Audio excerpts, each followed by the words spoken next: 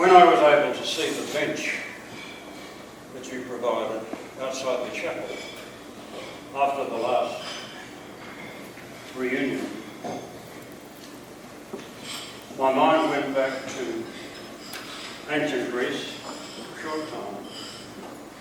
A man called Callimachus, who died in about 240 BC, was a very well-known representative of that period of lyric poetry,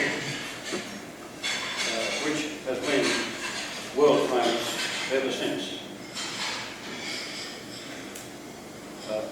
Lyric poetry also includes elegiac poetry, which is to do with sadness. Callimachus wrote a poem, the first 4 lines of which were these.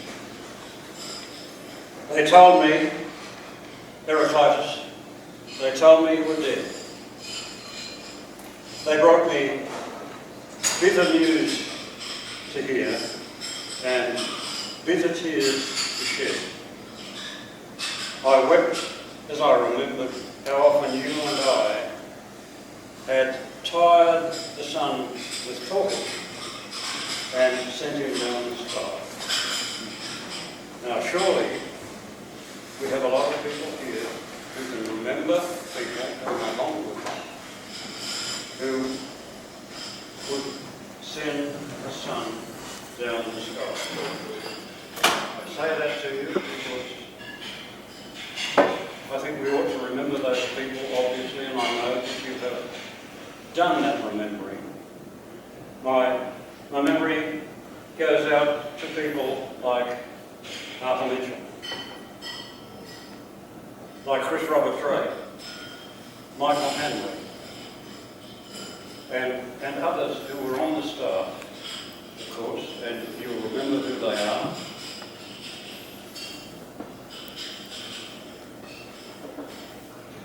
And others whom we sent from Timbercross to Corona and themselves subsequently lost their lives. Now, when I went to Cuffy in 1968, I was able to meet up with some of the people who had been here in 65, and they're here today. But I didn't meet them until 2 years later. And when I was appointed to Cuffy, I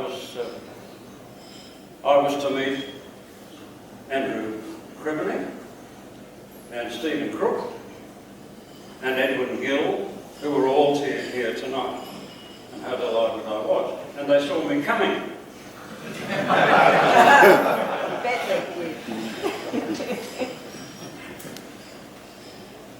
I was asked to comment on anything that I thought might have been addictive or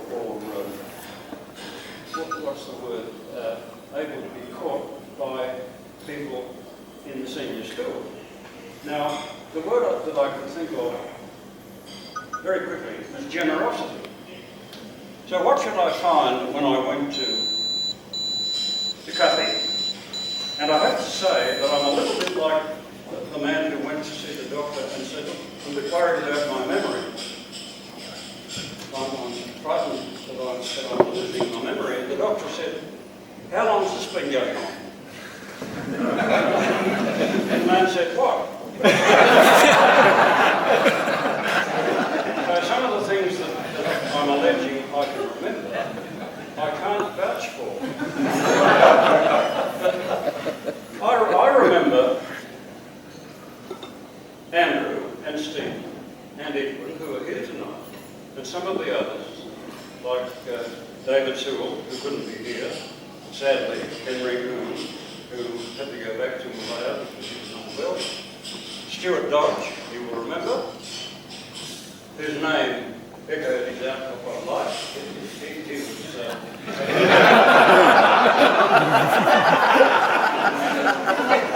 well, be serious. He was a very good-looking young man.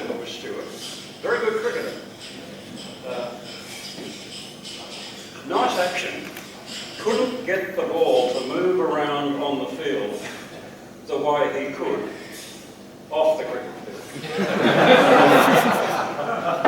And that was the occasion when Andrew and Stephen and Edwin, and I think Bill Chen is not here tonight, and George Kirk is also not here, and one of the, I might have forgotten at the moment. And they said to me, "Sir, there are things we're worried about running the house." He said, "We think that practice of a senior students having the younger students do their slushy work in the dining hall, we don't think that's right. We think we ought to do it ourselves. And we don't think it's right that the younger people should have to sweep our dormitories."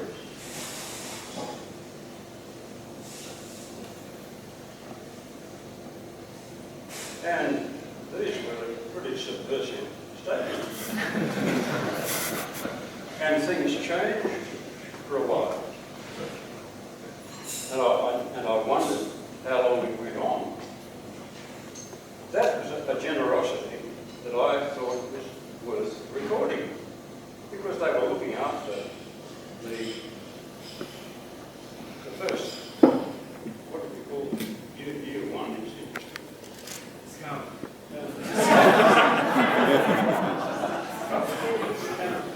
They would say, "Look, the first year people, they're pretty tired after 2 o'clock. We ought to work after.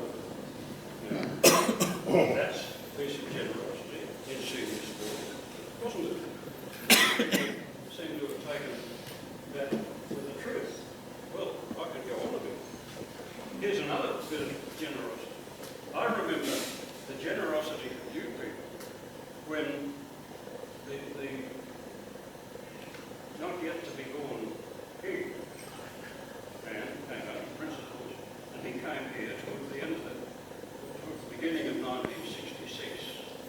And there had been lots of preparation made for his appearance. Now you will remember, because you helped them so much, you will remember the gentlemen who represented the media. And a lot of them came up here in their nice what do we call them, stovepipe pants, and their Pied Piper shoes with those lovely leather soles. And you went out of your way, you generous people, to show them their way around. You took them up Ball Hill, took them up the track, and you took them onto Timber Top, and they learned a good deal. That's, in dancing steps, I suppose, the one step forward, 2 steps back. Now, to be more serious. Beginning of the year, I remember, don't I, because my memory is so clear, that I was approached by a group of students who said to me, "Sir, we're a bit worried about our writing and our spelling. And we wondered whether you could help us a little bit when we're ordering our books and our pens from our book reading, because you were in charge of it." And I thought, what responsible people they are. Who were they? Do I remember Justin McIntosh? Do I remember Trevor Hutchison? They come along and say, "Look, we would like you to be a little bit in charge." And I thought, it's hard to be bored. What was all the order form all about? Because it was a lot of humour, wasn't it? And there was a lot of silence in prep. The because when a person's doing the order form for the third time, there's a lot of silence, and it can be argued that there's not a lot wrong with writing things for other people in such a way that they can be read properly, and that the order forms can be kept reasonably clean. What little Madden thought about it was this. In Korea, in the main school, behind the walls where you people never saw anything, there was a group of ladies from the local community. I suppose these days we would be calling them working women. You don't have that phrase about men much, do you? These ladies loved the school and they loved what they were doing. Can you imagine the number of order forms that were sent to them so that they could look at every entry and put the price of every item down on the right-hand side, and then, is this what they did? Cut the thing in half and send the bottom half to the parents, so that the parents wouldn't know what it was about. Can you remember what order forms were like when you were growing up? At this level?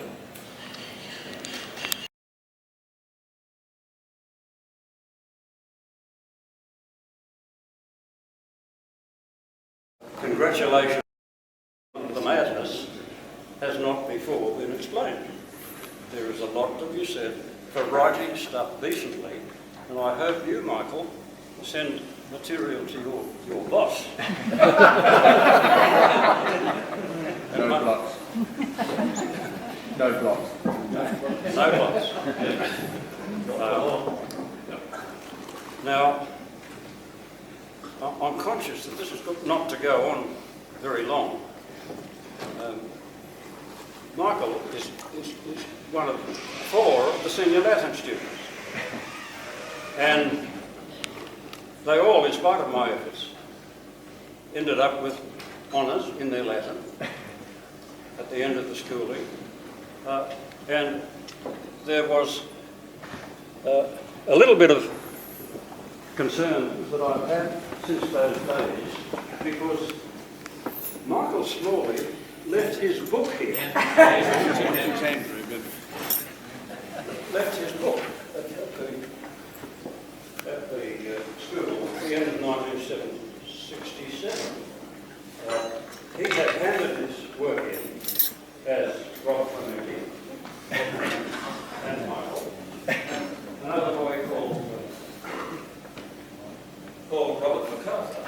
Oh, you wonder why I'm walking over here. It's not because I'm running away. I brought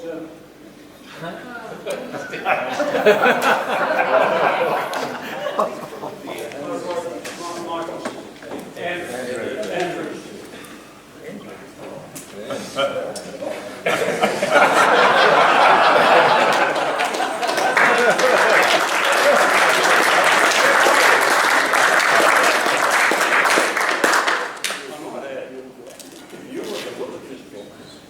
Have a look through it, you'd say, what beautiful writing it is. And some of it's right. It has a label on it, because the mice that we had it, covers all up, so there's a new label in the middle. The staple's okay? Staples? You've got that required stuff. But there are still some corrections to be done. Can I see that tomorrow? Where we're going, but you can get the email. You get the email address. And one straight line through any alteration, not 2. Be careful. But he wasn't as argumentative in those days. So, I expect more.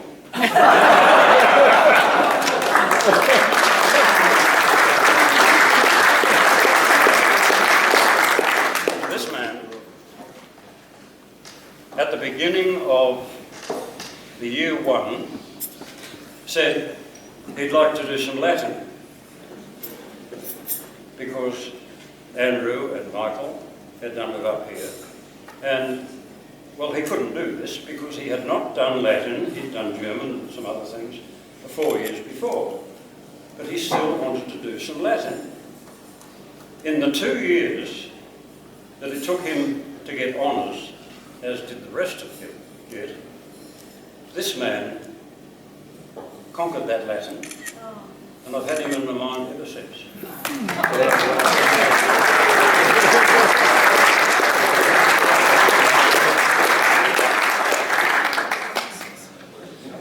Now look, I'm very conscious of time. I don't want to go on here because that can be unpleasant and unnecessary.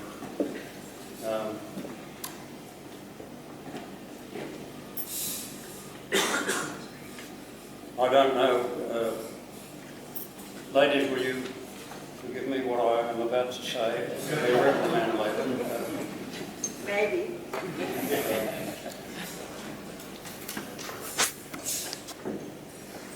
It requires a bit of poetry.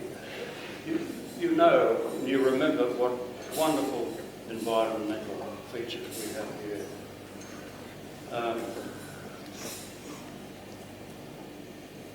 Imagine trudging along the tracks, as you've all done, for hour after hour, in the heat, and thinking all sorts of things about what might be interesting, and being able to say some great Australian poetry that you know. If you pardon me, I need 8 lines. I had written him a letter, which I had, for want of better knowledge, sent to where I met him on the Lachlan years ago. He was sharing when I knew him.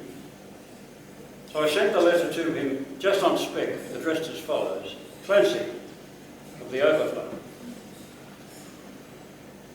And an answer came, directed in a writing unexpected, and I think the same was written with a thumbnail dipped in tar. It was his shearing mate who wrote it, and verbatim I will quote it. Clancy's gone to Queensland droving.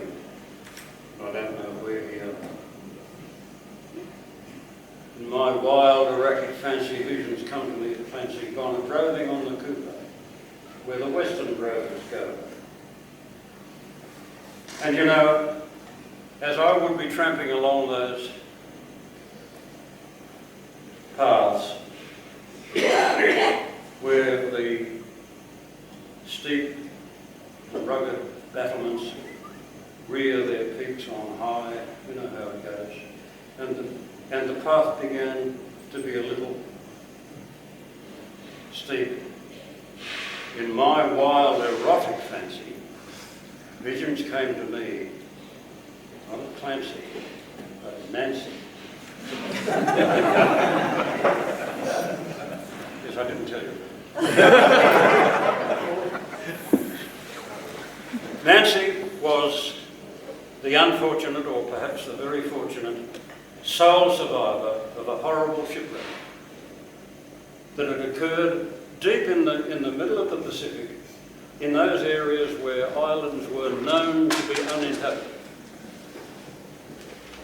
The ship was destroyed in the typhoon and crushed to pieces in the pounding surf, and Nancy was able eventually to find her way onto the surf, and she arrived at the edge of the beach exhausted, saying to herself, "What on earth will I do now?"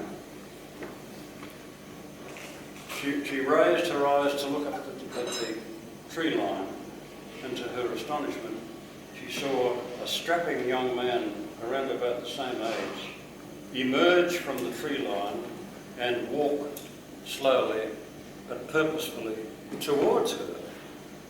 And he stopped and he said, "Hello." And she said, "What on earth are you doing here?"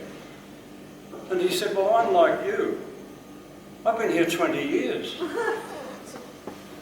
And she said, how on earth do you survive and look so well? What do you do for food? And he said, well, there are plenty of plants in the jungle with berries on them and roots and all that sort of thing. And she said, well, that's all right about vegetation and vegetables. What do you do about meat? And he said, well, look at the beach. I dig clams, and the clams infest the beach, and they're wonderful food. And so she said, well, what do you do about sex? That brings the silence, doesn't it? And he said, I don't know what that is. So she showed him. And afterwards, a thoughtful person, this young man, looking slightly disconsolate, he said, nice. Very nice. Very nice indeed. But look what it's done to my clam together.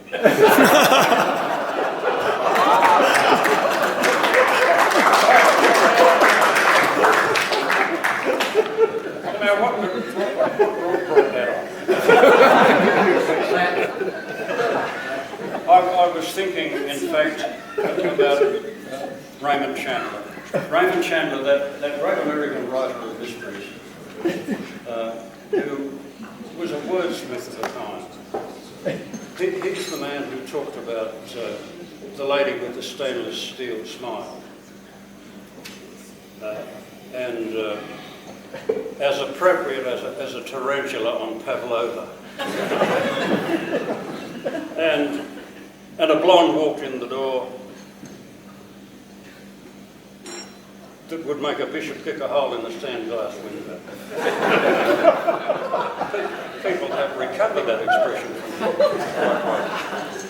Now, he had another saying, because at one stage he said, the French have a word for everything. And he said something which